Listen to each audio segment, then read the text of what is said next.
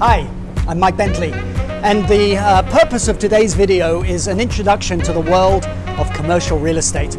You see, residential real estate is pretty well known by most people and most investors, but the world of commercial real estate is something not known to most people unless you're involved in it every day. And yet, in all the great cities of the world, like Hong Kong, where I am today, or New York, we're awash here with commercial buildings. Everything from luxury office buildings to shopping centers to retail strips, and further afield to industrial warehouses and factories. So the commercial real estate market is an unbelievable part of the world real estate scene, and yet a lot of people don't know a lot about it. So today's video will take you through an introduction to the world of commercial real estate.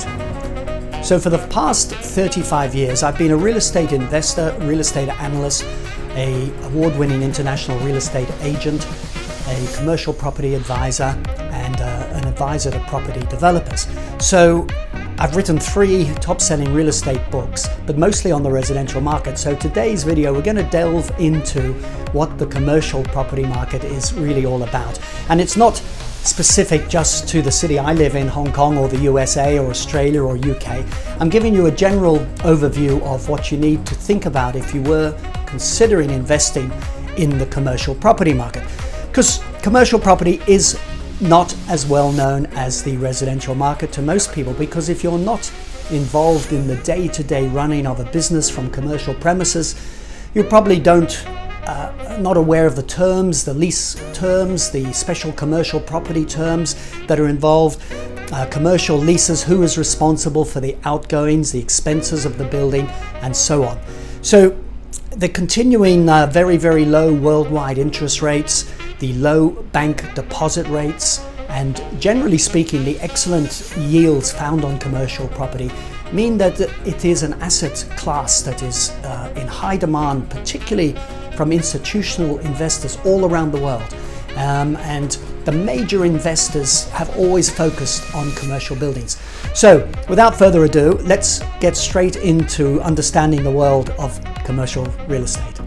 So in general, commercial real estate investments require far more deposit from the investor, because the banks will generally lend much less on commercial property than they do on residential property.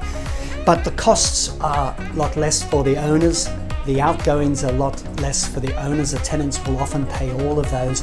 So the yields, the rental yields, tend to be much higher. So the first thing to understand about commercial real estate, particularly focusing on the office segment of the market, is that there's generally considered to be 3 types of building. There's A class, which is the #1 grade, the spanking new office buildings we're all familiar with in every city in the world. And the big corporate tenants will usually go into these, and they have luxurious fittings and finishes. Then just one step below that is what they call the B class buildings, which could be once luxurious and now a little bit older, or perhaps in a slightly secondary location, or not quite as luxurious. Then moving down, we have the C grade type of buildings, which are again one step further down. They may be much smaller offices, they may be lower rental yields because they're older, so they might require more maintenance and upkeep. So those are the C grade buildings that you can look at too. So there's A, B, and C in the commercial world, generally speaking, in most cities in the world. So rather than take you through everything in this video, which would go on for ages, I'm going to give you a free report called Understanding Commercial Property Investment.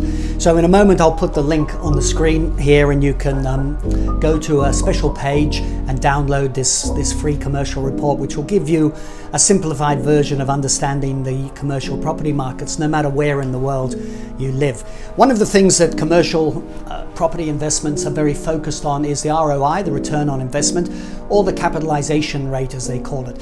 Capitalization rate, or the cap rate for short, is very, very easily determined by investors, and it is simply put the rate of net return. So for example, if you have a $1 million property, whatever currency, doesn't matter, and $80,000 of rental coming in, the capitalization rate is considered to be 8%. So $80,000 is 8% of $1 million. So that's how you look at the capitalization rate and the return on investment. So a lot of new investors to the commercial market will say, well, Commercial property is better because residential only gives me a 3 or 4 or maybe 5% cap rate or rental return. In residential it's called generally rental return.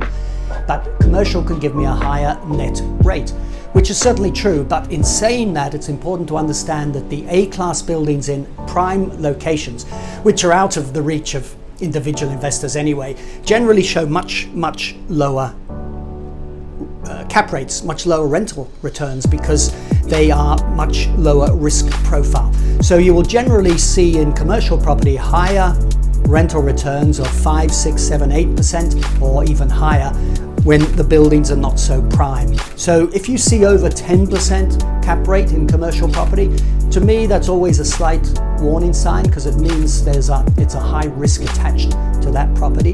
Whereas 5, 6, 7% is quite normal for commercial properties at a good balance of risk and return. I hope that's very clear and makes sense. So I'll put the link up now where you can continue watching for the last couple of minutes of this video, or go straight to the report and download your free report, Understanding the Commercial Property Market. So in summary, dropping yields across all types of asset classes has shown the importance, I should say, to investors of diversifying their assets. So commercial property, irrespective of the coronavirus, will prove to be very popular long term, particularly with institutional investors. So there are different ways, which I outline in my report, that individual or smaller investors can get involved in the commercial property market. So this is Mike Bentley. Download your free report, Understanding the Commercial Property Market, and we'll see you next time.